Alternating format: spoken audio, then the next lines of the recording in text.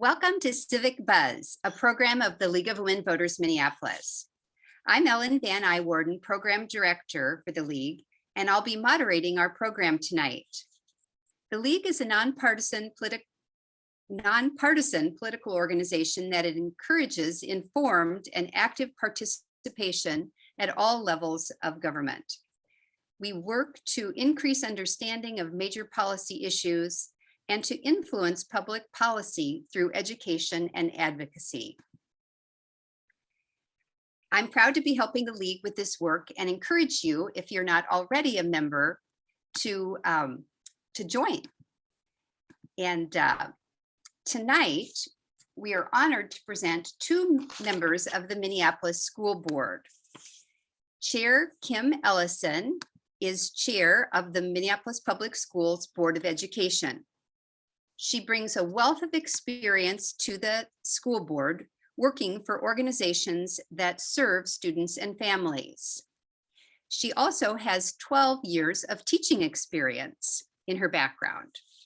She's passionate about addressing the achievement gap and believes that building relationships with students is the key to their achievement. We also have tonight Director Adriana Cirillo. She is a community activist and organizer advocating for policies to protect and include marginalized communities. She represents District 4, a South Central and West District, and she is the first Mexican to be elected to the school board. Her district is very diverse, both ethnically and economically. After both speakers speak, we will have time for questions. And with that, I am going to turn it over to Adriana. Thank you. Thank you, Ellen. It's a pleasure to be with everyone this evening here. So I'm just really excited and honored. And I am ready to take on questions, engage in conversations, and I'm an open book. Great. And do you have any remarks that you'd like to share with us as we begin? Yes, more than anything, you mentioned that I'm the very first Mexican to ever be elected to the Minneapolis Board of Education. So I'm not only honored, but also I feel a sense of responsibility and obligation to my community specifically, because we never have representation, and representation does matter.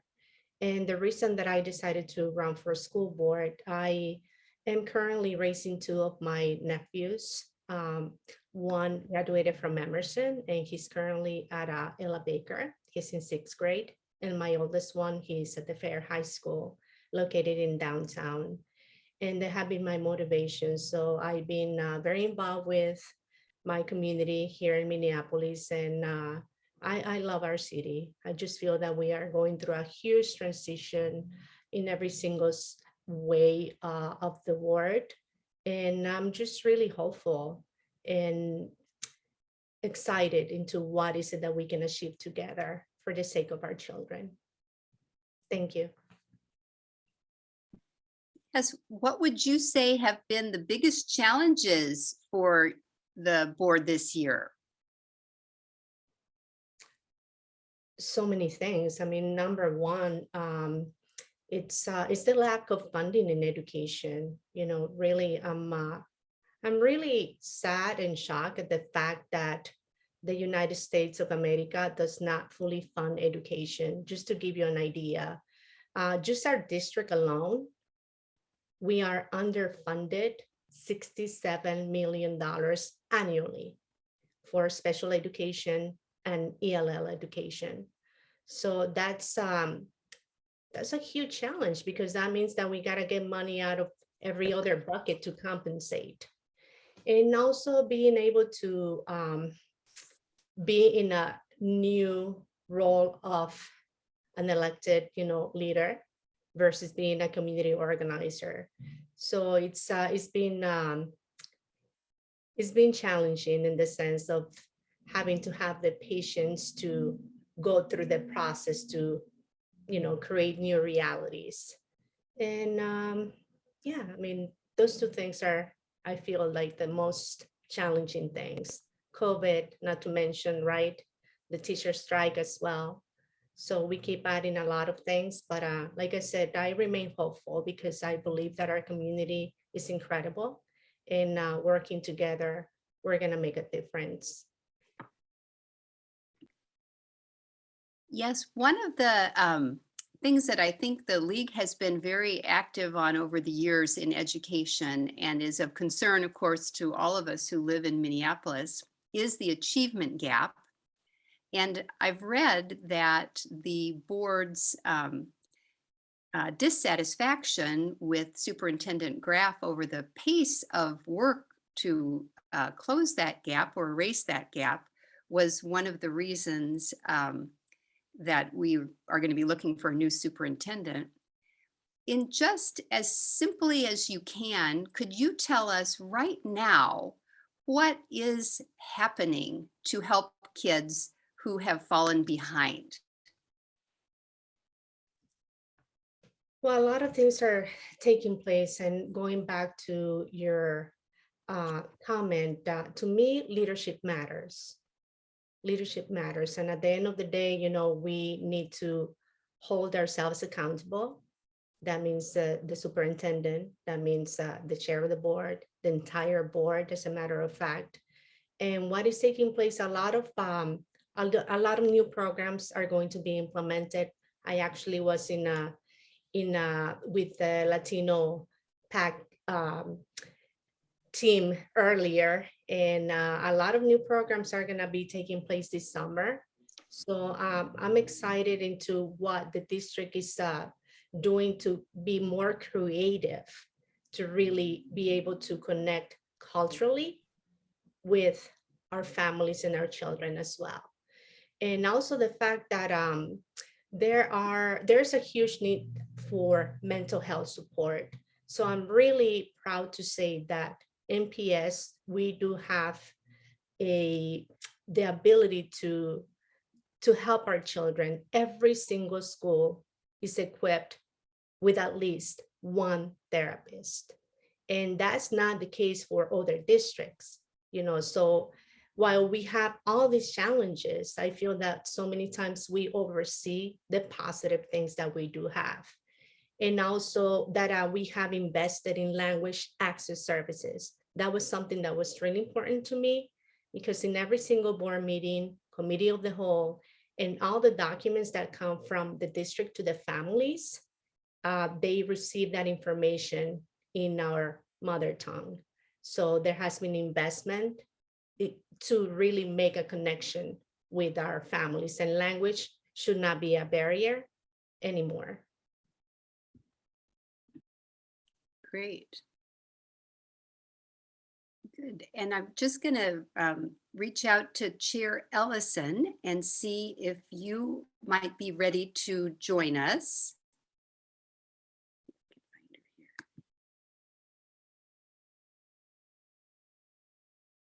Sounds like she is not.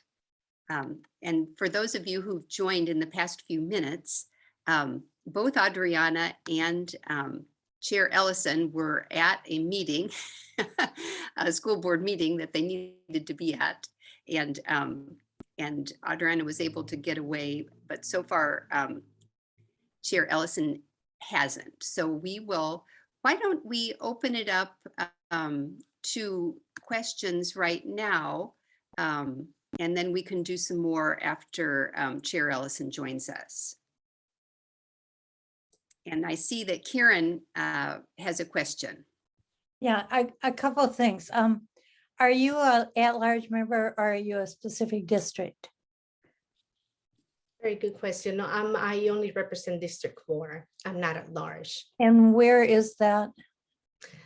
It covers, do you want me to tell you the schools specifically? Well, the area of the city. Okay, it's Linden Hills, the downtown area, a little bit of the northeast side, and downtown. Okay. So Whittier Elementary, Ella Baker, previously known as Jefferson. Yes, that's a big victory. I forgot to say that, like the rename of the schools. I mean, I'm proud to say that that's taking place right now. Emerson as well, the Fair High School in downtown. Also Wilson International High School that is located in the Fair High School building too. Okay. So Brand Mart and Watton. Oh, okay. Mhm. So it's a little like all over the place. It's a little weird Okay. how the district Several is. of us in our unit are in the Bryn Mawr and Watton area, so. Oh, wonderful. Then I'm your representative. And yes, Lisa Miles is on. You probably know her. Yes. Okay, Yeah. So just District 4. okay. Thank you. You're welcome. Vicki, why don't you go ahead? Yeah, so I had a question about the levy. So my understanding is there's a levy, I don't know how long ago it was. It sounded like it was like 10 years ago, that was put in place for reducing class size. And my understanding was that that was not based on number of students. So as our enrollment has gone down, there should actually be more money available. And so I don't really understand why class sizes are so large if that money is still being designated for reducing class size. That's a very good question, BK, and perhaps Cheryl will have a little more detail on that. I recently got elected to the board. I'm still learning about a lot of these, realities, and I don't have the answer for that, but I can get you the answer if Cheryl is not ready to join us.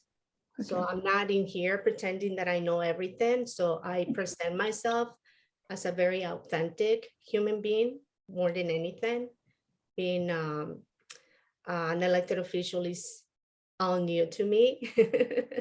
And but if I don't have the answers, I would definitely take those questions and I can provide you with my email, and you can like put your information on the chat, and I promise you that I will get back to you, because I do get back to people regarding their questions if I don't have the answers right away.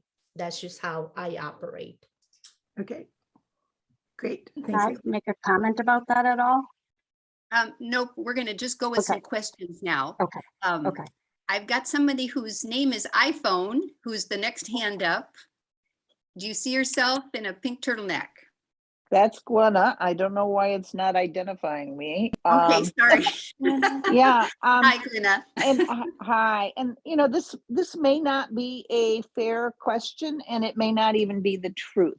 I don't have children in the schools, and so this is something that I have heard. What I've heard is that 700 children have left the district because of parents have been upset by the lack of planning for the transition to the different configuration of the schools. For example, a school that was previously an elementary school being converted to a middle school, but the school not being configured properly to be a middle school, and there being no plan for that transition. So my question is the information that I have heard factually correct, and have we lost 700 students, and how does the district plan to address the flight of parents and students from the system? Very good question. So to give you a little background, so I started engaging because of my own, reasons with what I was going through at Emerson with my nephew in 2019. Adriana. Oh, can you hear me? Can you hear me? No, we can. No? Okay, good. To go back to your question, I started engaging and being present in every single school board meeting back in 2019. And I was not happy with the district pushing for the comprehensive district design. So I was not part of the board when this decision was made and voted on. So I come from the other side of the aisle in the sense of being unhappy with the district for making these decisions. And I'm sure Chair Ellison can share what were the reasoning, behind the district, making this decision, right? It was about bringing a more integrated student population. Were people unhappy? Absolutely. Did we lose students and families because of that? Absolutely, yes. So I get elected, right? And my approach has been to really engage with community so that we can build back the trust and also bring families back. Because unfortunately, if we don't have students, then we don't have the funding. So that's what I can tell you. So I went from opposing and shutting down the school board meetings to getting elected. So yes, it's a big problem. It's a chaos, but I love our city. We have incredible people in Minneapolis, and that's the reason that I'm here. I've been in here for the last 9 years. I fell in love with the city. I fell in love with the people, and it's a unique place in the world, literally, because of everything that we are going through. And I feel that we are waking up the world to social justice, racial justice, and we just need to make things better, especially in education. And I know that we can do it. So how do we bring people back? Is by being genuine, by being respectful. And myself as a board member, that I have 2 children in our schools as well. Does that respond to your question? I don't know. Thank you. So Anne McLaughlin. Hi, Director Cirillo. I'm interested in this chronic underfunding and the stress that's been put on the schools for years. Right. It's almost to the point where it's like a numbing message. I'm not sure people really understand the effect it's had on the school system. What do you think can be done, not only to just reclaim the funding, but to get people to understand what this has done to the public schools?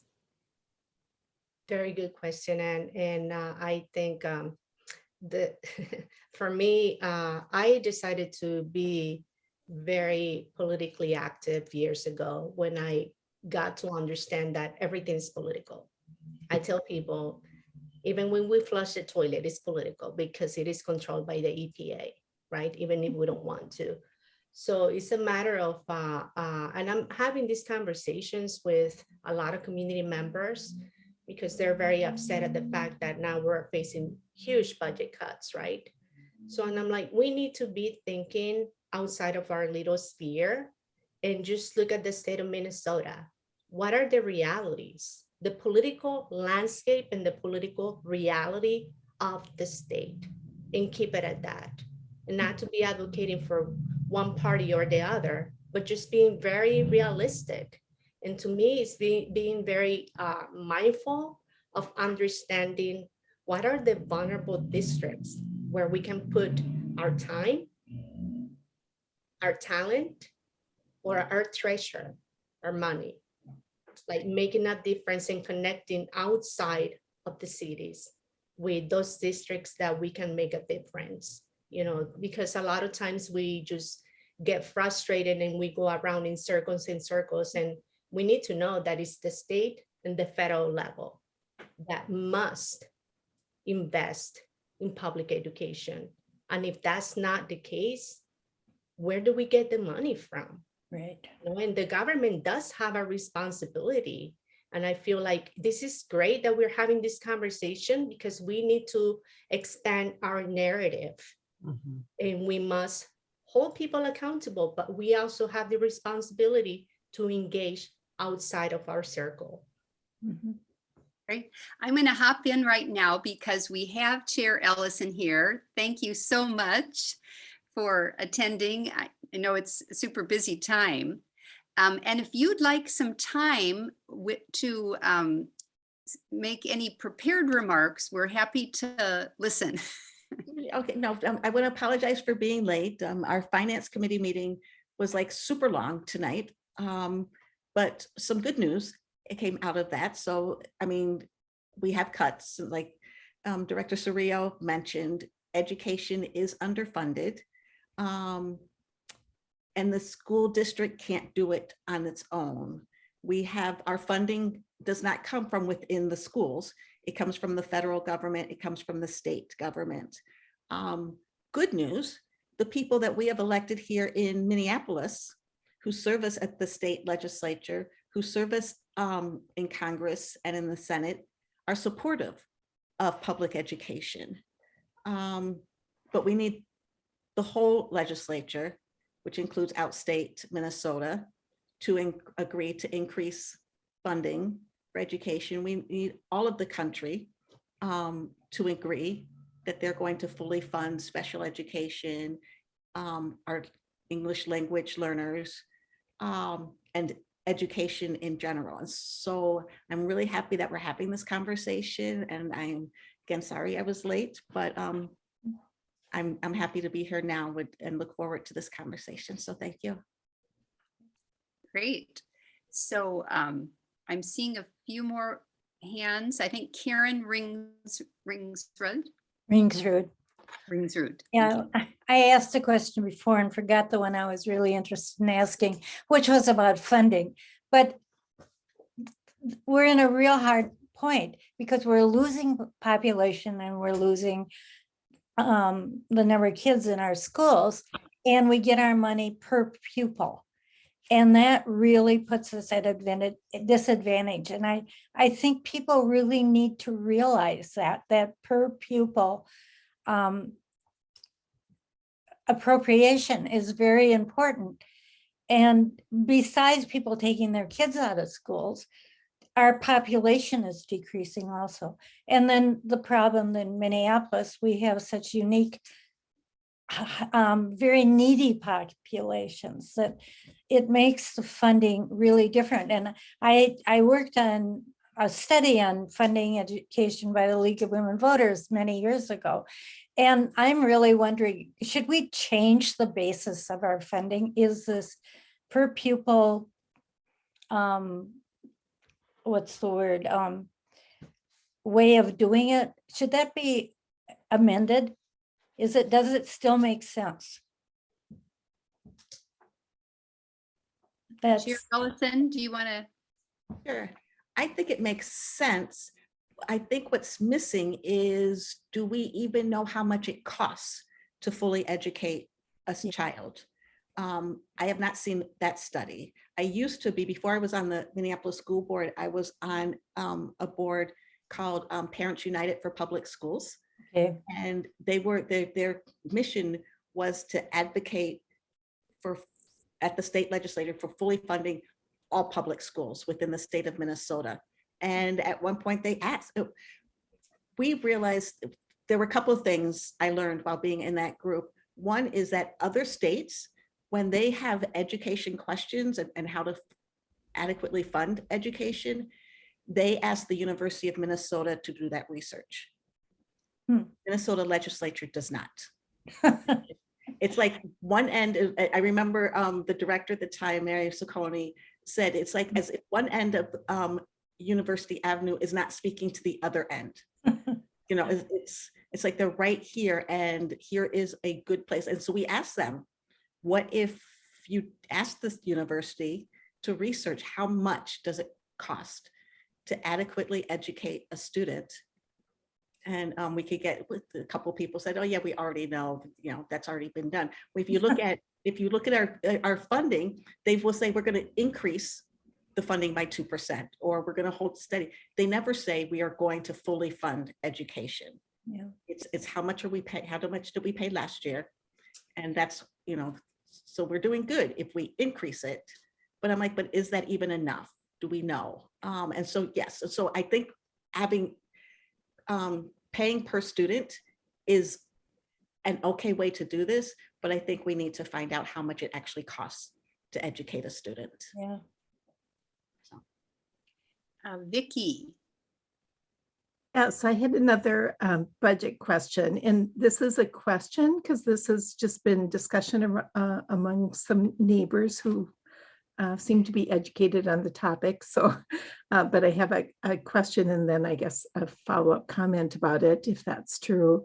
And it's my understanding of the budget process, at least from the people I've talked to, is that the monies that are identified, the resources that are central resources that are used kind of come off the top first, and then the money is divvied up among the schools. So the question I have is that true? And if it is true, is there a way to make that process more transparent so it's more clear what the central monies are going for and what the value, related to that is?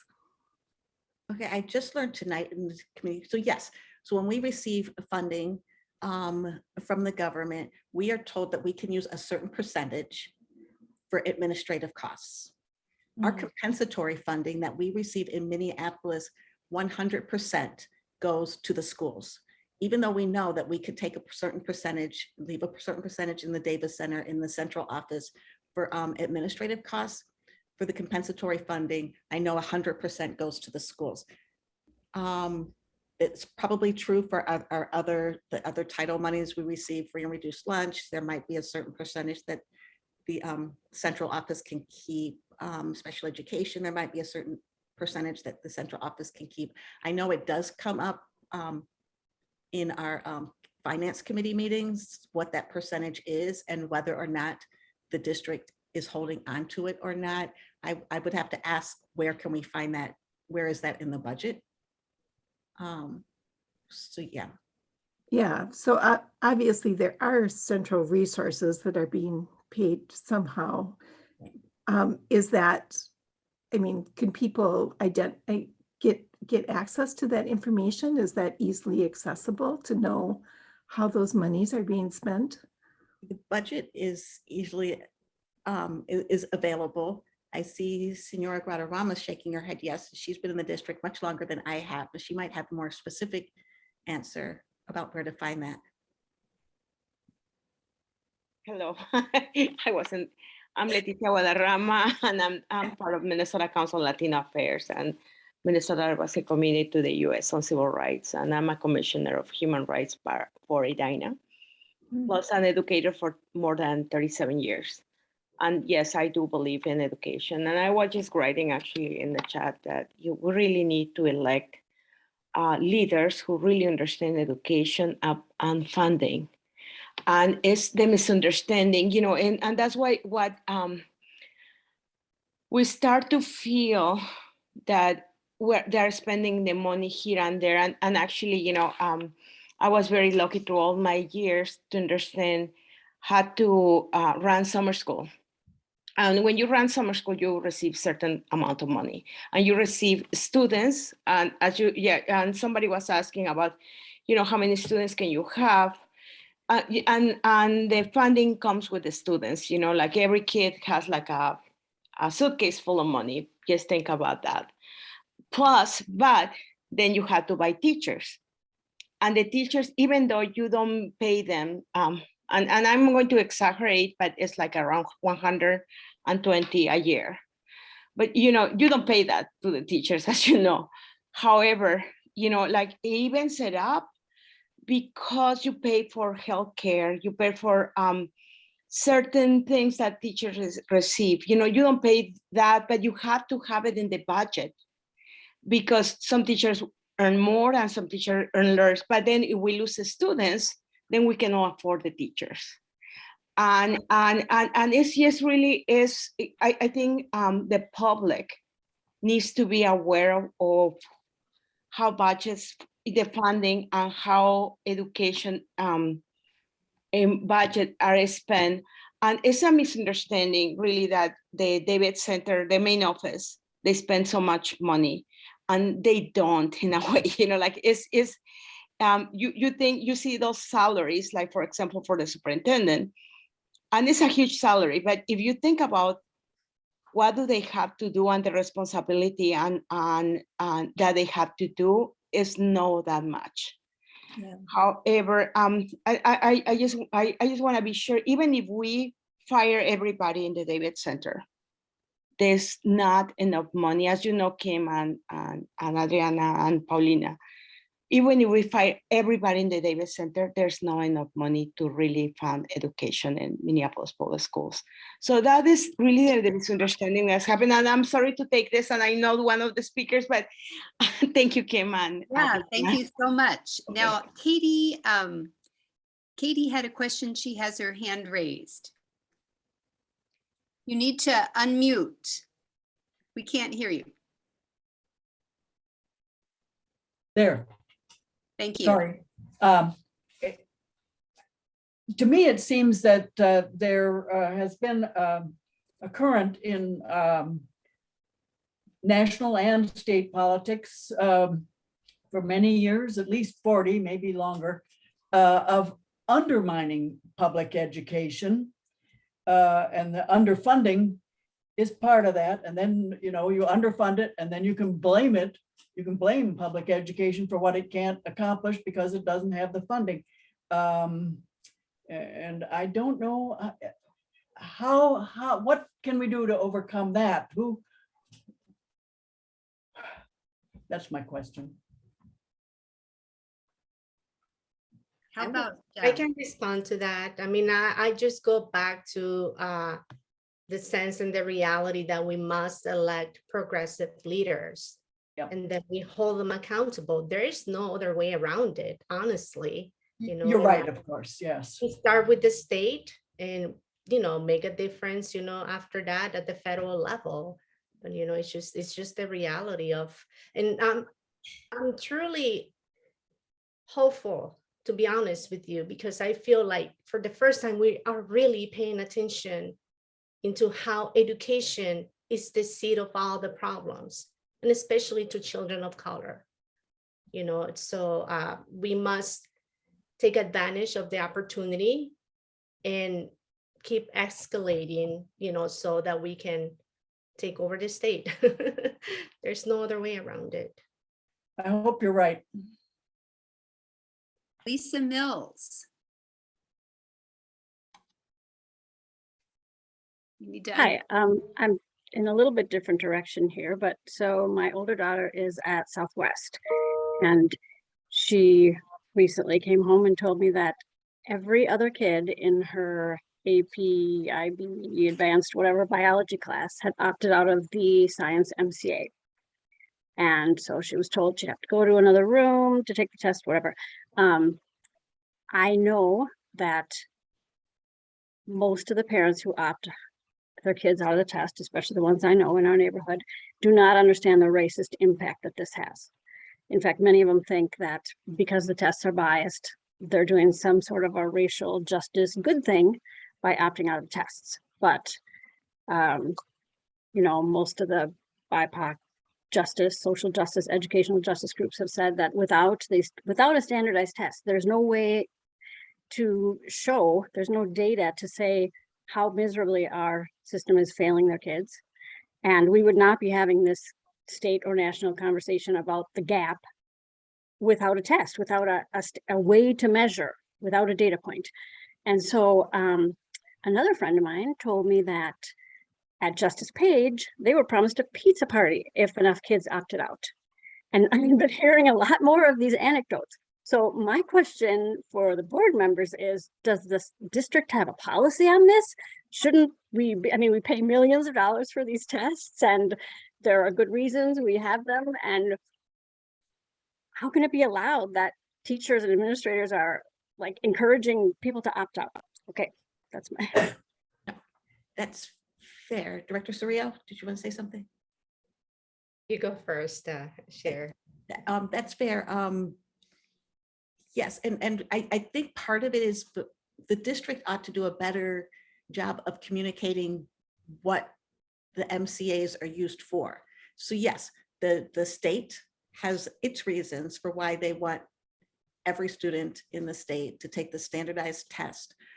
Without standardized tests, you're right, we never would have known that these gaps exist in terms of how well we're educating our white students versus our Black, Brown, and Indigenous students. But also the teachers use the results of these tests to adjust their teaching and their curriculum to better serve the students in their class. If they don't know where their students are, then, or if they only know where some students are, then that's what they're going to adjust their curriculum to address. And I don't think parents know how much teachers rely on the results of this, the MCAs specifically. Is there a policy though? I mean, how can that, is it allowed for teachers to promise a pizza party if enough kids opt out? How can this be allowed? It is not a policy, but yes, we could write a policy that says you must require, that requires students to take the MCAs. So, or not encourage them to opt out. Policy to encourage, not to encourage them to opt out. That would, yeah, also be good. That was something that the board could do. So, Director Cirillo. Thank you, Chair Ellison. I mean, my take, to be honest with you, it's I do love the fact that we do have that option, right? And I personally, with my youngest nephew, we opted out for the last 2 years. This is the first year that he actually took the MCA, and that was due to the fact that he didn't speak any English at all. So that was the reason for us. So I felt that he was ready this year. So we tried it, and unfortunately, it is the reality that it is the pathway to higher education. It is part of the system. It is there. So as Chair Ellison mentioned, how do we measure the fact of how our children are doing? It is biased. Absolutely. It is what it is, but it is part of the system too. So there is no policy, but that is a very good, I'm actually part of the policy committee. So I'm taking my notes and, I'm gonna look into that. It could be a consideration, not to specifically like, I don't believe in forcing, our families into doing this or that. I'm pro-choice the whole way, so I love the freedom of choosing, of opting out. However, how do we communicate with our families? That is a very important point. Thank you. All right, it's either Anne or Glenna, and I'm not sure. You both asked a question before. Who was first? Go ahead, Glenna. Okay. I think that one of the things that we see a struggle with both in the school board, the park board, and the city council is making the transition from activist to governor, for lack of a better word. I don't mean governor, the role of the governor of the state, but someone who governs a system, someone who makes policy decisions, someone who analyzes problems within the reality of budget constraints. Because sometimes we elect people because we think they have good ideas, and then the transition to the implementation phase doesn't happen, or isn't apparent to us that it's happening. So my question is, as someone who is both a delegate and someone who will be voting, what should I be looking for in a school board member, and how should I measure success of the people I've already elected?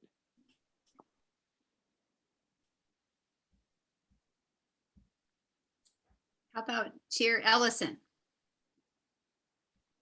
That's a great question. One thing that I have advocated, and I just don't know how to do, is having a school board school. And I can only speak to school board because that's what I know. So before you even put your name on a ballot, you attend this school board school so that you even know what it is that you'll be expected to do, what it is that you're allowed to do, and the restraints that you have before you even get on the board. But since we don't have school board school, I think that the questions ought to be around what is it that you want to do and how is it that you plan to do that? And then just keep a tally of that. So then come back to them 3, 6, 9 months after they've been serving and say, well, how is this working? You when you ran, you said that you wanted to do this. Have you been able to do that? I think it's just, we have a lot of forums during election year so that we can talk to candidates. I think we need to continue to do that so that we can talk to the people that we've elected at all levels of government, saying, I remember you said this, how is that working? Or what's going on now? Or maybe it's ask for, regular newsletters about what they're doing as an elected official. Are just some things that just some ideas. Yeah, and Anne, before you go, I'm going to hop in with a question that I'd originally asked. Could we ask the other part, the other commissioner to respond? Oh, sure. Yeah. Yes, thank you for the question. I certainly can give you my opinion. And for me, like I mentioned before, my biggest motivation, has been my nephew. So to me, being on the school board, I am directly affected by what is taking place in our schools. And that makes a big difference, whether you are an activist, a community organizer, a career politician, is having the connection to understand that this personally affects you, or that you truly are engaged in the schools. And just to give you all an idea, I used to live in Florida for 20 years. I've been in Minnesota for the last 9 years. And when it comes to the school board in the state of Minnesota, it truly makes no sense to me, because this is a body, governing body that people are not compensated for our time, in my opinion, because we get a stipend, we get no benefits. So I work for myself, I have my own consulting firm. If I didn't work for myself, people like me would not be able to, run for this position as a school board. Or you have to have a full-time job somewhere else. And then when do you have time to visit the schools? I don't know if that makes sense. I'm just bringing this to the forefront so that we can question everything in the state of Minnesota, because this is, it makes no sense to me. I have a friend that is a doctor and she serves in the Rochester district, and they get paid $8,000 a year. So, so we need to revisit a lot of things. So to me, going back to your question, it's like, look at the individuals, not only their good intentions, but how these issues affect them too. Thank you. Thank you. So I'm going to hop in with the question that I asked Director Cirillo earlier, but address it to you, Chair Ellison. And that is, I've read that one of the reasons for the departure of Superintendent Graff was members of the board who weren't satisfied with the progress that was being made on closing the achievement gap. And it gave me the impression that there wasn't a plan. And so what I'm interested in very simple terms, what is our plan right now for kids who are behind? Yes, it's part of our strategic plan, which the board recently passed. And I mean, I would have to pull it up, but we have certain support. So students who are reading at grade level, here's the plan to make sure that they continue to learn. But students who are struggling or behind grade level, and I used reading, but in reading, math, science, here are the additional supports that we will give to those, to those students. And like I said, I don't remember the details, but it is in our strategic, it's currently in our strategic plan. That's part of what is important to the board, is making sure we close that gap. So, Right. And so do you think that criticism was fair? I don't know, when Superintendent Grapp started, there was a 5-8-10 strategic plan. And it was something like students will improve 5%. Students who were behind, we will show improvement of 8%. And so there has always been a discussion. I don't, at that strategic plan may not have had how we're going to implement that, but that was a goal. All I really know is that when we voted to approve beginning negotiations with the superintendent, I don't know the reasons. He said that he has decided not to accept the contract and will be moving on. When the board voted to renew, whether to be or not to begin negotiations of a new contract, we have 9 members. 5 people said yes, 4 people said no. It's very hard to lead when half of your bosses are saying maybe it's not time to continue, I think. And I don't know if that weighed on him when he made his decision. Mm-hmm. And yeah, thank you. Director Cirillo, you were one of the no votes, I believe. Can you tell us a little bit about why you voted that way? I'll say it again, leadership matters. If our children are failing, we cannot be blaming the victims. That's my approach to things. And he had enough time to change. We don't have a literacy plan put together. So after how many years? So to me, I'll go back, leadership matters. So I'm excited for what is taking place currently, which means, having an interim superintendent and doing the search for a future superintendent. So. Great, thank you. So now back to Ann McLaughlin. Yeah, so I wanted to talk hear a little bit about the comprehensive, the change in the districts. But to me, it seems that if the school system is chronically underfunded, how are we going to deal with this achievement gap? I think on the one hand, I love the hopefulness, Director Cirillo, and I love the hopefulness that you talk about. And I think it's going to take the community.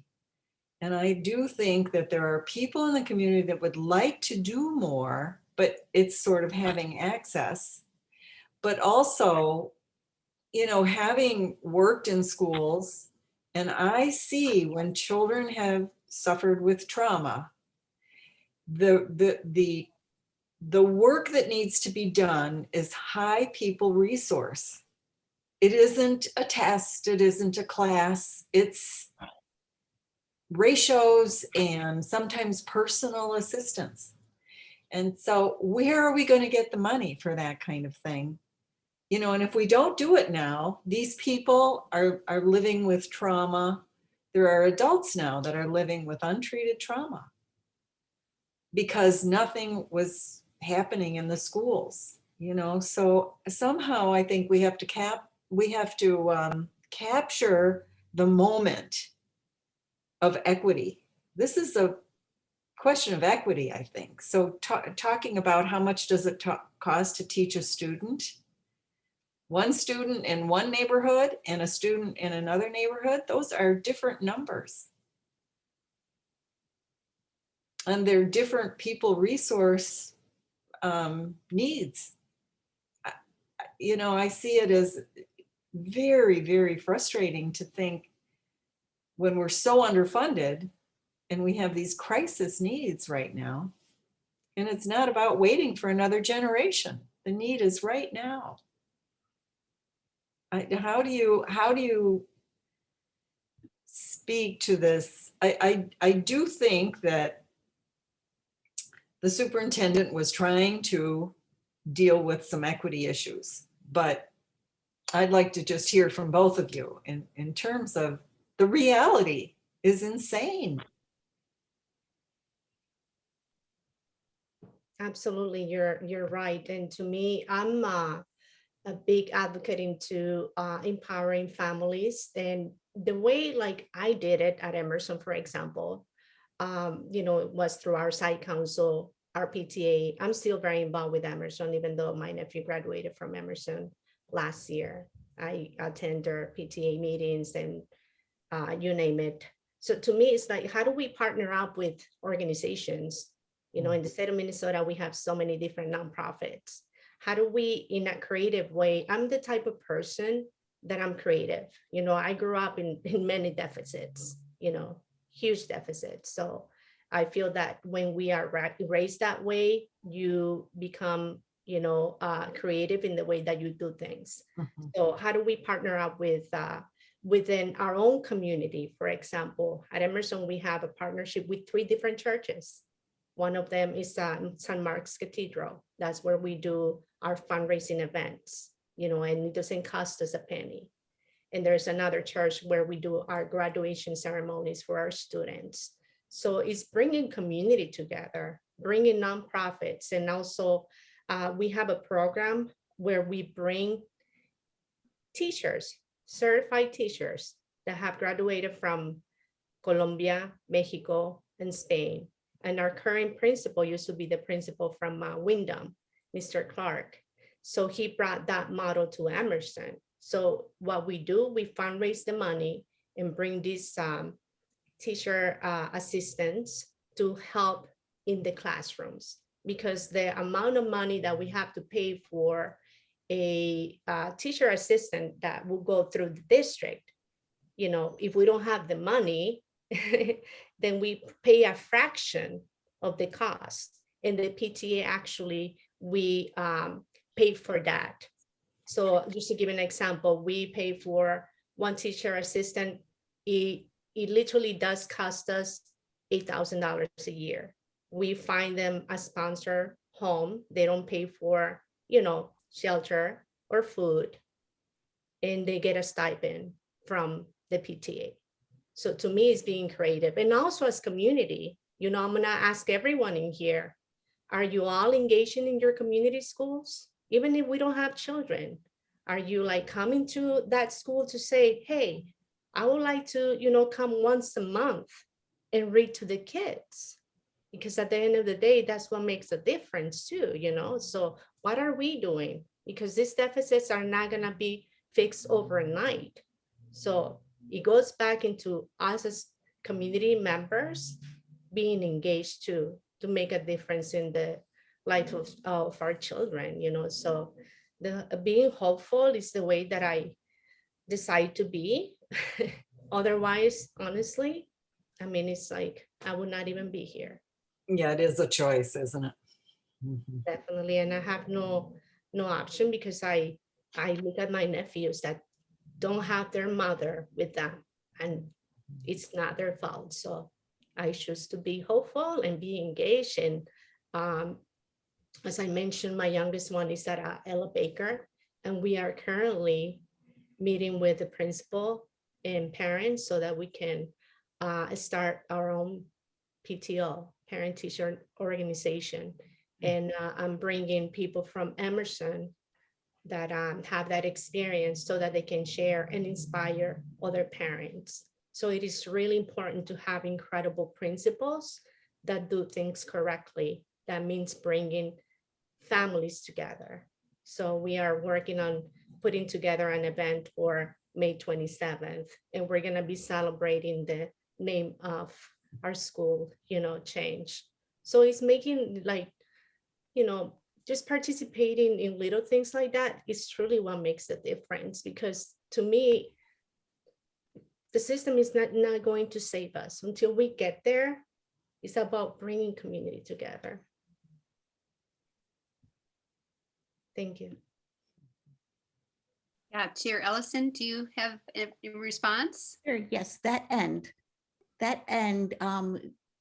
we need great principals in all of our schools. I think that's super important and very helpful. I taught in an alternative ed program that had an amazing principal. So I've worked with students who were being told they're not going to graduate from high school, but once the supports that we were able to give our students, they did, and they went on to either college or career.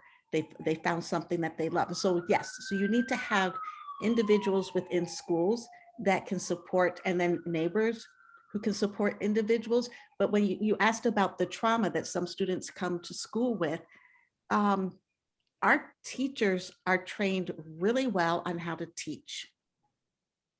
I don't know if any of them have received training on counseling, but you know who has, and who the county hires many, many people and has services to help with counseling.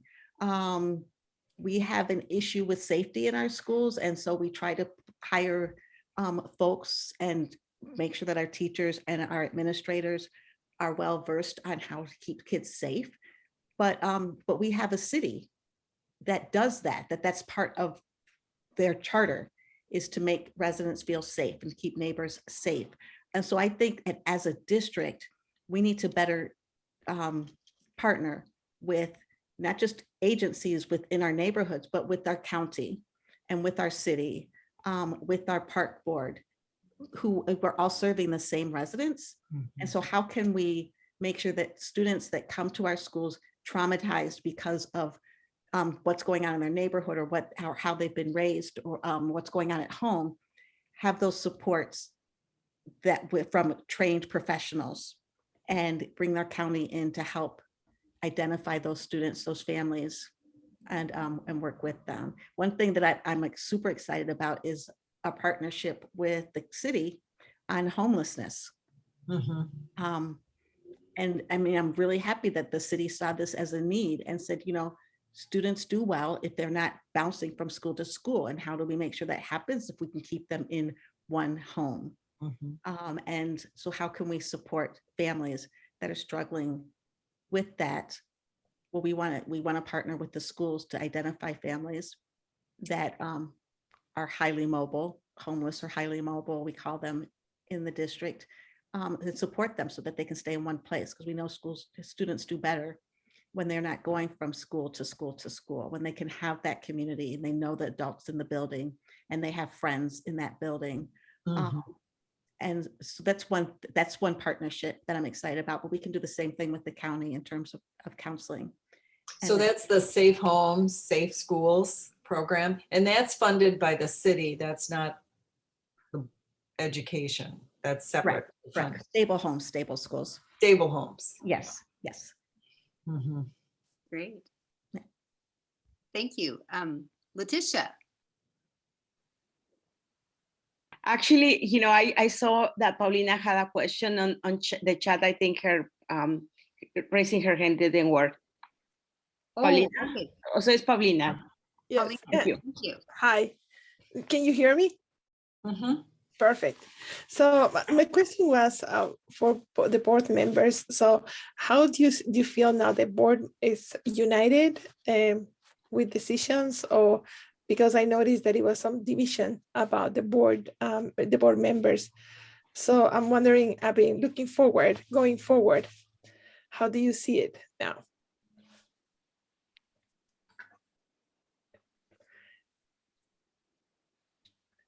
Is Alison, maybe you can answer that for me, or? I think one thing that's been difficult for me, and I'm assuming Director Cirillo and Director Elamina as well, who started their service during a pandemic. We elect half the board every other year. And one thing that we make sure as a board that we do is when we have new members start, that we hold board trainings. We had some people who were like, no, well, we can't do that because we can't meet in person. And it's much more effective if we can meet in person. And so we haven't done any board trainings in the last couple of years because of the pandemic. Now, we are much more versed on the Zoom and these virtual meetings and could probably pull one off now. But at the time, you know, we didn't think that that was something we could do. So that's one thing we need to definitely do. Have some trainings on, so we can get to know each other. One thing I've noticed, I've been on the board for 10 years now, is every other year, even if we have just 2 or 3 new board members, or even just 1 new board member, it's a different board. And we need to figure out how to work together, how to support each other. We might have different ideas about how governance should work, but for sure, you are not going to put your name on a ballot, put your name on a big lawn sign and stick it in people's yards and pass out pamphlets talking about why people should elect you if you don't care about schools and you don't care about students. So we all have this foundation. We all care. We might have different ideas about how to get there, but we all care. And so how do we learn to work together when we know that our basic value is the same? And because we haven't been able, I think, because we haven't been able to come together as a board to interact with each other through trainings, it's been a little disjointed as of late, and during the pandemic. And plus there's been the pandemic that has meant different things to different people. People have lost loved ones through this, and it's hard to share that grief with somebody that you only see a couple hours a week. And so, but as we move forward, as we get better acquainted, with the Zoom and how we spend more time together, I think it's a good chance for us to have trainings, board retreats, where we can just talk about how to be a good board, as opposed to fixing everything that needs to be fixed within the district, or in addition to how to fix everything that needs to be fixed in the district. So just my thoughts. Thank you. Follow up on that? Oh, okay, thank you. I'll put this back on everyone else. This is election year. We have 4 open seats and 1 running for re-election. So we're gonna have, as Chair Ellison mentioned, an entire almost like new board, right? So possibly 5 new board members. I personally feel that, yes, definitely has been challenging, really connecting with others because of COVID, because of not being able to share, more intimate, because we have been very limited. So I'm just looking forward to what next year is going to look like. So this will be a call for community members as well to sign for run for school board. Great. All right, Glenna. Okay, my Rotary Club volunteers and provides some limited financial support to Ella Baker, previously Jefferson. And we think the principal and the teachers are heroes. At the same time, it just seems like there are so many structural problems that they're struggling with and against. Like, now maybe the start time has changed since we've come over to the new system, but before, there weren't enough buses, there weren't enough bus drivers. The kids were arriving, at 10 o'clock in the morning. Then they would have to have breakfast, and then they would have to have their group meeting before the school day started. And so it's noon almost by the time the kids are getting any kind of instruction. There is a huge immigrant population. One of the things that my club does is that we volunteer at the community events so that the parents can be there with their children and enjoying with their children. Enormous amount of people, both the children and the parents who don't speak any or very little English. And now you're talking about the fact that we're replacing a board, half the board every other year. These just seem like designs for failure. That if your kids can't get picked up by a bus and delivered to a school and fed such that they get a full day of learning in, how do you ever solve the problems? If every other year you've got a huge portion of your board that's turning over, how does the board ever coalesce behind a set of goals and policies? It seems to me like we need some kind of structural re-examination and adjustment so that we aren't being defeated by our own systems. And so I guess I would like both of you to discuss that and whether there's any work being done to respond to these types of problems, which create enormous barriers to success, no matter how well-intended people are. Okay, so I think there were a couple of different questions in there. I will start with the board because I've looked at when I was first elected, it was, you may remember the Minneapolis School Board was at one time made up of 7 people and they were all elected at large. You could live anywhere in the city.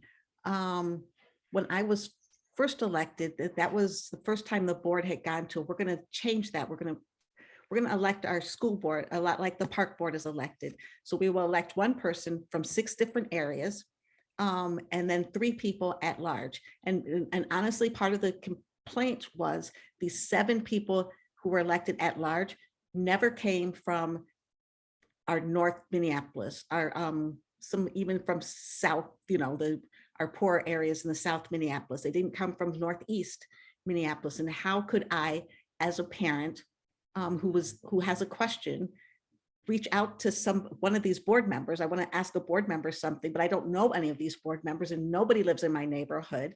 And so I don't know what to do. So like I said, when I was first elected, it was the first time we had these 6 different district seats and 3 at-large members.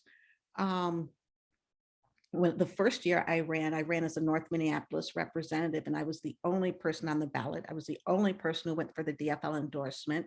And so I started saying, well, it's not that nobody from North Minneapolis can run. Nobody from North Minneapolis is running. But as the time has gone by and we've had this opportunity that makes it much more reasonable or less expensive to run for school board, because if I'm just running from this district as opposed to from this whole city, it makes it easier. I don't have to reach out to as many people. I don't need to have as much money. The second time I ran as an at-large member because I wanted to see more representation from North Minneapolis and knew that if I ran at large, the next person who was elected to replace me would have to come from North Minneapolis because that District 2 seat would be open. And that year, 2 people ran. And I think more than that, tried to go for the DFL endorsement. So right now that is expanding. People do see themselves as being able to run, especially within these district seats, that this is something that they can do and should do. But so I was asked, and this was a change that any change that happens this at the school level has to happen it has to be decided upon at the state level. And I was asked by a state representative, how did I think that this was affecting students and student outcomes with these 6 district seats and these 3 at-large members as opposed to 7 at-large members? And it was too early for me to really, other than it makes it easier for board members to be accessible. That was the only real change that I saw at the time. But now that I've been there for a while, I for sure think that it would be really nice that if all 9 of us could be elected in the same year, then we could spend 4 years coalescing around the same goal and working toward the same thing. I know what the concerns are, then the whole board could turn over in 1 year. And that's true. Which is why I thought that the city council in Minneapolis was, I'd be like, why would we want to elect a mayor and all 13 council members in the same election? It could be a brand new city government in 1 year, in one election cycle, but it never, ever happens. People always run for re-election. People get reelected, their second, third, fourth term. I think it's worth trying so that we can, because like I said, so we have an election every other year, and we spend the first 6 months helping the new board members get caught up. What's been going on? How does this run? What do you do as a board member before we can even get to what are our goals? And then we have 1 year to kind of work together on this goal before we've got another election where we have 2, 3, maybe 4 new board members. Then we need to spend the next 6 months getting them caught up. What does it mean to be a board member? I mean, do you see how that plays over? And I think I would like to try, see what it would be like if we could all work on the same issue with the same number, the same people for 4 years, with the same goal. I think that would be something that might help. Then there was another question about how do we get there? The state has to decide that this is a change that they're going to make. State administration or the legislature? The legislature. Oh my. Yes. Yeah. When I was first elected to the board, like I said, I was on this Parents United for Public Schools. I was a teacher. I understood that the funding for education came from the state. I've become more aware of how almost every single decision that we make as a school board starts at the state. When we talk about outcomes, we are looking at what the state has said, that this students need to be taught this in these years. And then we just figure out how to make it work within the day. The funding, of course, comes from the state. And so we get so much and we have to figure out how to make it work within our district. So there's a lot of the decisions, whether or not we have to ask for a referendum, is a state decision. While the city, and I think the parks can just levy. They don't have to ask voters if they're allowed to increase the levy. That's a state decision. So the best I can do as a board member is take the rules that I've been given from the state and make sure that they could work for our students and for our staff.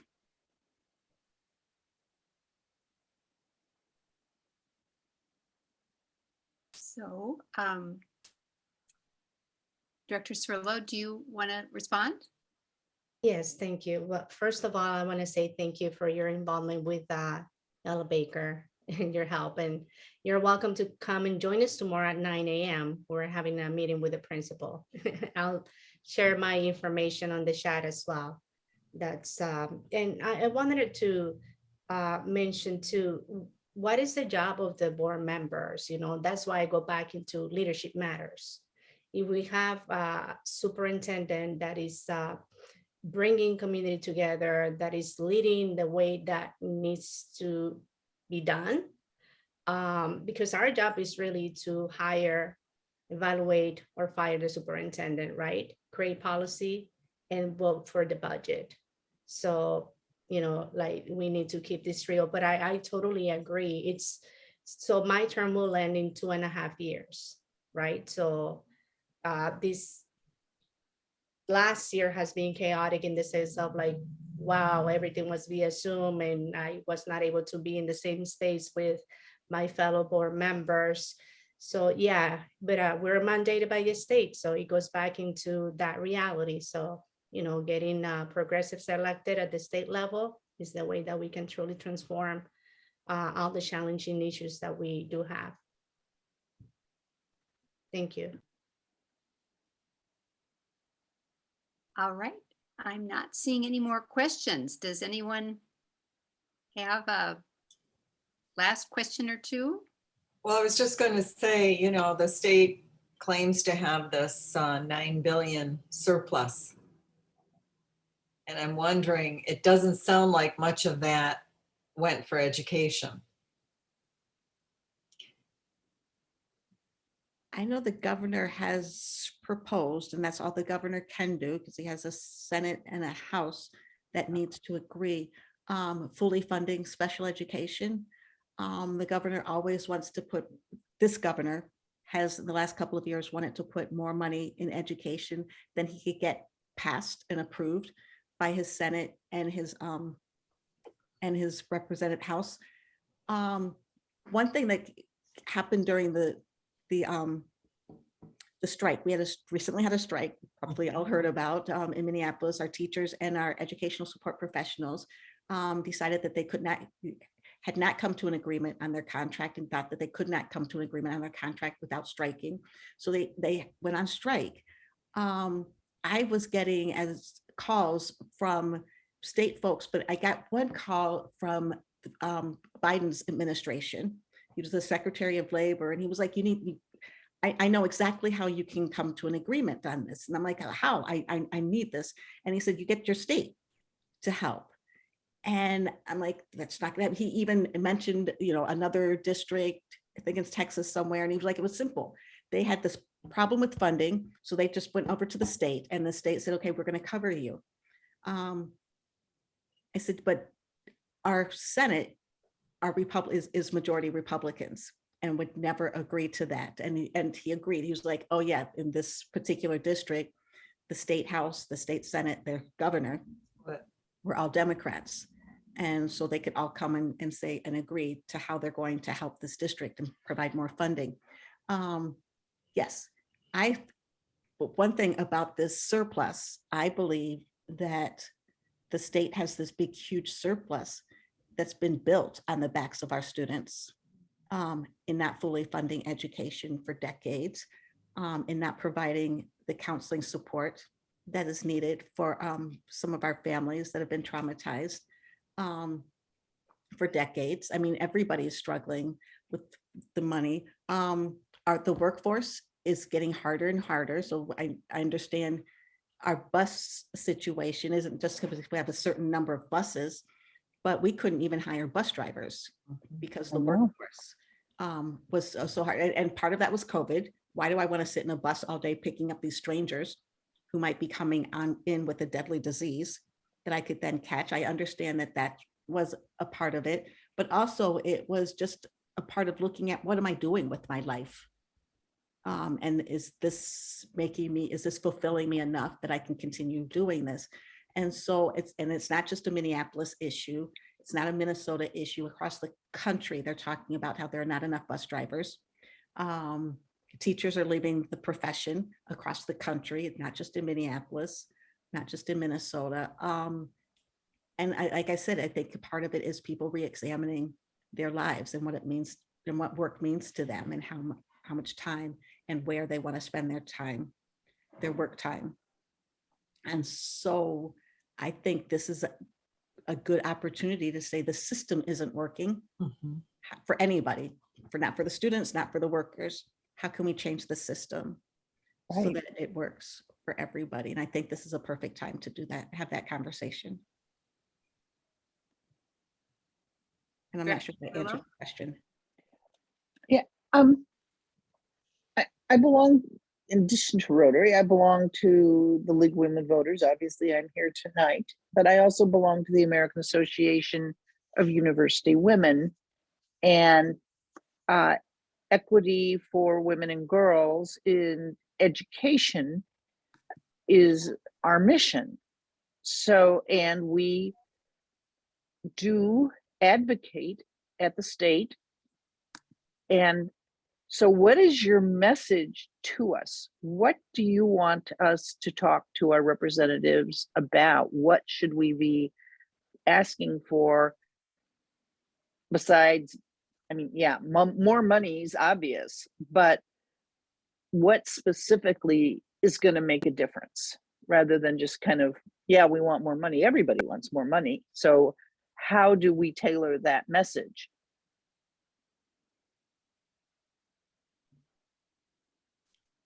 Do you want to start, Director Cirillo? Yes, thank you very much. I go back again into we need to understand the political landscape of the state of Minnesota, and we recently had the newest redistricting lines. So we need to look at the vulnerable districts, because we can advocate at the state, but what is that truly going to do? It has to come from the senator or the representatives' constituents. How are we engaging with this? And to me, I take it back, vulnerable districts where we can truly make a difference, because it's like, I don't want to be wasting our energy or resources in spaces that are like deep blue or deep red. It's being very strategic is in the vulnerable districts that we can win or lose. Because that truly is what makes a difference. It's not speaking to politicians that are gonna just not care about what we say. If not, how many people we are registering in their districts to vote and mobilizing these individuals to get progressives elected. That's where I stand. Yeah, Director Ellison. Sure. Yes, I think we need to look at, well, what is the outcome? What is, Right. And not just in Minneapolis. I mean, I'm on the Minneapolis School Board, so I work with that outcome, almost every day. But what is that outcome for children throughout the state? What is the outcome for children whose first language is not English throughout the state? What is the outcome for special ed students throughout the state? And then go to those areas and say, well, how can we change this for those students here? Because like Director Cirillo said, it's a lot of the people that have been elected in those areas. And so it's either convincing the people that you've elected that this is important to you, or it's electing different people. But look at the outcomes, I think, is a good place to start. This is not working for this group of children for this reason, or for this neighborhood for this reason. And so how can then the state support that? Thank you. Mhm. Janet, you had your hand up a long time.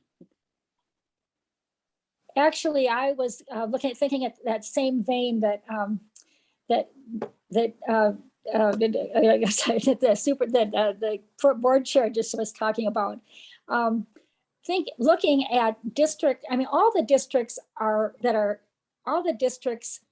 underfunded or unfunded have mandates. And I think the people in those districts, we have to somehow get to some of the people in those districts to say, this is a statewide problem, and it's affecting all of our children, not just in inner city children, but children all over the state, and get them to fund those underfunded projects. And I don't exactly know how we reach out to citizens everywhere. Maybe we send letters to the editor and every newspaper in the state of Minnesota or something to say, hey, your schools are underfunded and you're not reaching your kids, and let's get something done about it. So there you go.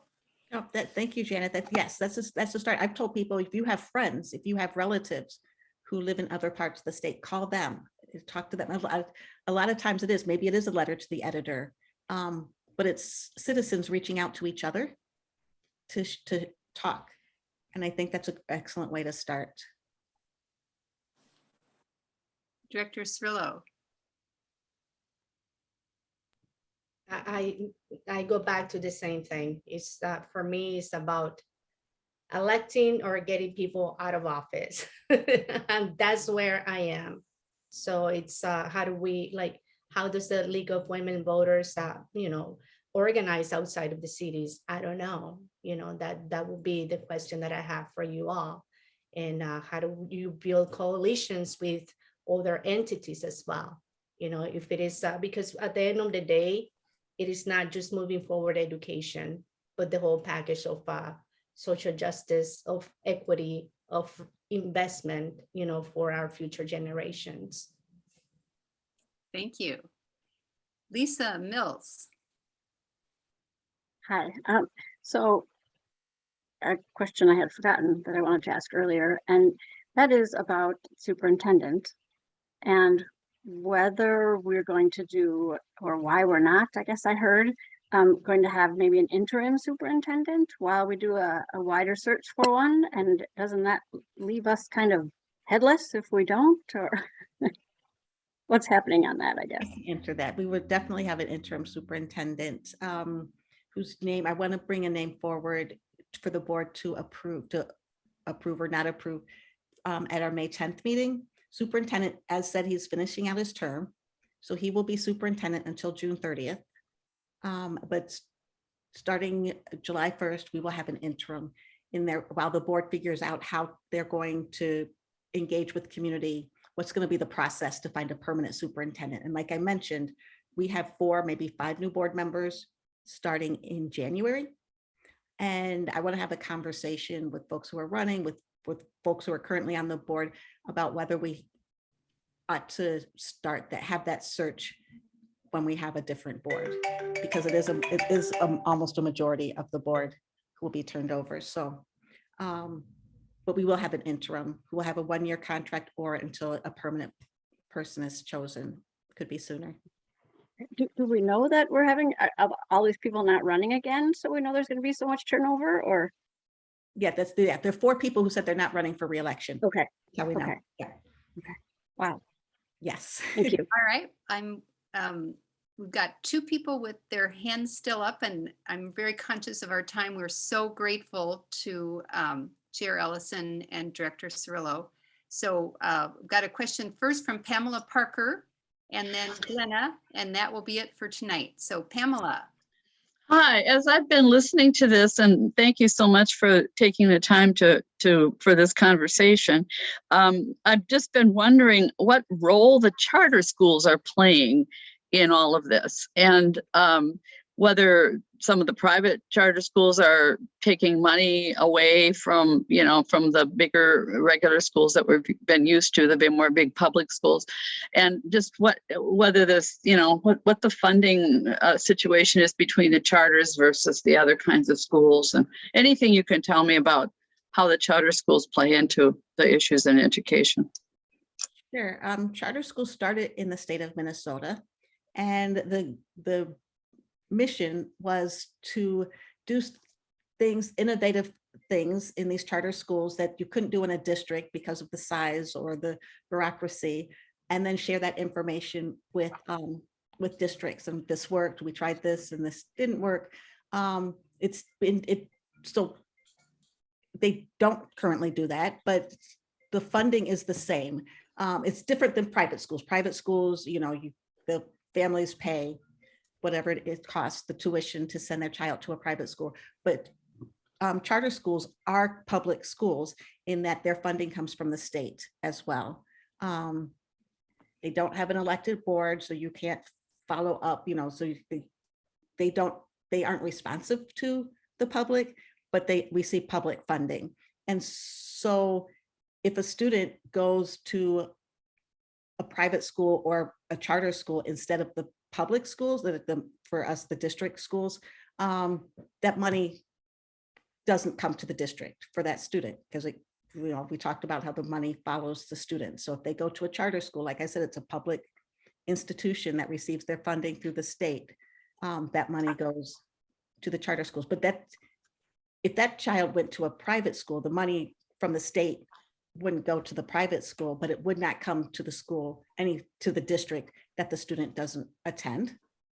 And so the impact on the district schools is just that money from the student wouldn't come to the district schools. And do you have jurisdiction over those charters, those public paid for charter schools? Okay, that's what I was wondering. Thank you. All right, Director Cirillo. Chair Ellison pretty much cover everything. All right, thanks. All right, Glenna, we'll give you the last question for tonight. Yeah, I'd like to thank you both for spending this time with us. And it's been very educational and helpful to me in some of the roles I have in the near future. I understand that when I, as Glenna Case, an individual, works for the election of this person versus that person, that I can work to support progressive candidates. But when I'm advocating at the legislature on behalf of the American Association of University Women or the League of Women Voters, we are nonpartisan organizations. So we can't stand at the legislature and say, what we need here is some more progressive people. When we go to meet with representatives, we need a strategy and a focus. So I guess I would ask both of you to, we're out of time, so you really don't have time to address this, but to think in terms of what for your organizations that are ready to advocate for education, what is it you want us to target?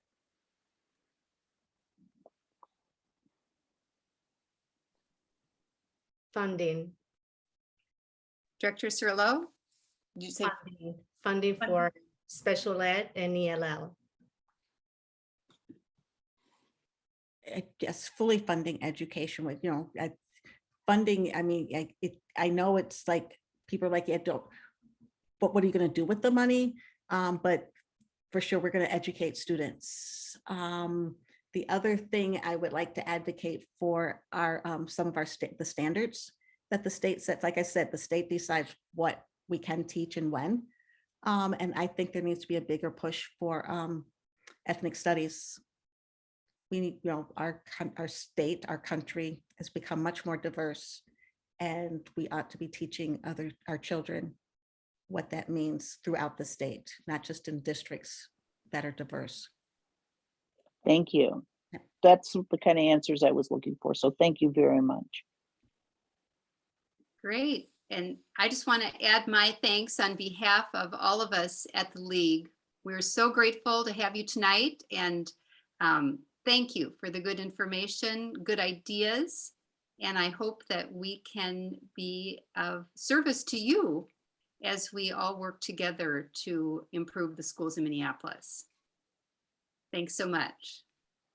Good night, everyone. Yeah. Thank you. Thank you. Thank you. Go Very and interesting. volunteer, come to our schools and read to our children. Thank you. Thank you. Thank you guys. I for all you do. volunteer at elementary, middle, and high school, Adriana. Nice. Even though I don't have an elementary school kid for years now. Thank Yeah. you. Have a good night. Good night. Thank you. Good night. Thanks.